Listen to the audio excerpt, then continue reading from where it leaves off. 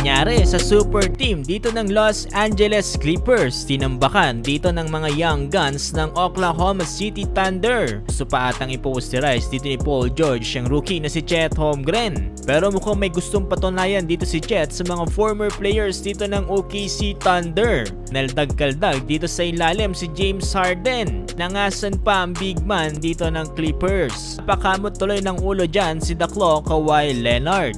Balik NBA na tayo ngayong araw at mayroon tayong magandang laban na matutunghayan dahil magtatapat lang naman dito sa Western Conference ang top 2 ng Oklahoma City Thunder at ang top 3 na Los Angeles Clippers. Isa to sa mga pinakamagandang laban dahil muling magtatapat-tapat ang mga dating henerasyon dito ng OKC Thunder kontra dito sa mga batang players. So dito na tayo, home court advantage para dito sa Thunder. Starting 5 nila ay sila Holmgren, Williams, SGA, Giddey at si Dort. Samantala ngayong araw din ng debut game dito nila Gordon Hayward at Bismack Biyombo. Ito naman para sa Clippers, starting 5 nila ay sila George, Leonard, Zubac, Harden at Siman. So dito na tayo sa first quarter. Masyadong maaga nag-init dito si Chet Holmgren from beyond the arc. Nagpakawala kagad to ng 2 3-pointer para dito sa Thunder. Pero kagad naman yan sinagot dito ni Terrence Mann ng isa din 3-pointer para naman dito sa Clippers. Okay din ang ginawang momentum dito ng Clippers sa pinangunahan dito nila Paul George at Kawhi Leonard na merong tig 4 points conversion.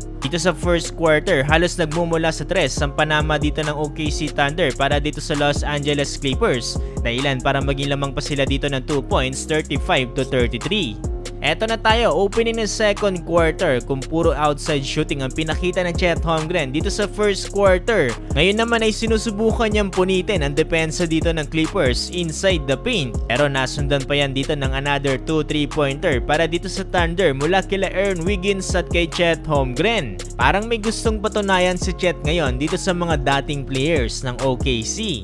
Pero hindi dyan nagtatapos ang second quarter dahil muling nakakasagot dito from beyond the arc ang Clippers. Tatlong magkakasunod na 3 ang binitawan nila dito, 2 kay Norman Powell at 1 kay James Harden. Naibaba nila sa 2 kalamangan dito ng Thunder pero muling nag-step up dito si Shai Gilgeous-Alexander. Sabayan pa yan dito ng 3-pointer dito ni Dort, dahilan para maging lamang pa rin ng 2 points dito ang OKC by the end of first half, 61-59. Mayroon ng 19 points para kay SGA, 11 points para kay Holmgren.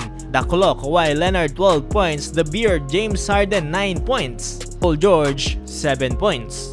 Dito sa third quarter, maganda pa rin ang outside shooting dito ng OKC Thunder pero gumawa naman ng mini run dito ang Clippers dahilan para may tabla nila sa 70 ang score under 9-minute mark. Pero ang isa sa mga pinakanaramdaman para dito sa Clippers ay sila PG-13 Paul George at The Claw Kawhi Leonard. Pero mukhang napaka-buenas talaga ngayon dito ng Thunder dahil 3 beses pa sila dito tumira from distance. Dahilan para mas lalo pang lumobo ang kalamangan nila dito ng 14 points, 96-82. Fourth and final quarter, mukhang malaki ang problema ngayon dito ng mga veteranong players dito sa young guns ng OKC Thunder. Di lang kasi sa outside shooting sila dito pinupugo, unti-unti na rin pinupunit ang depensa nila dito inside the paint. Nag-angas pa ang rookie dito na si Chet Holmgren dito sa big man ng Clippers na si Zubac. Inagasahan ba naman dito sa ilalim na may kasama pang foul? Under 9-minute mark, muli nagparamdam dito si The Beard, James Harden ng kanyang outside shooting. Sinabayan din dito ni PG-13 ng kanyang dagger 3 under 6-minute mark. Pero kahit todo effort na dito ang Clippers, angat pa rin ng double digit dito ang OKC Thunder. Lumbukang humabol ng Clippers pero kinapos na sila sa oras at nanalo nga ang OKC Thunder. Final score 129-107. Pinanes dito ng mga young guns ang super team ng Clippers. Nanguna dito SGA 31 points, Dort 19 points, Chet 17 points. Sa Clippers, pinangunahan dito ni Leonard with 20 points, James Harden 17 points, Paul George 14 points.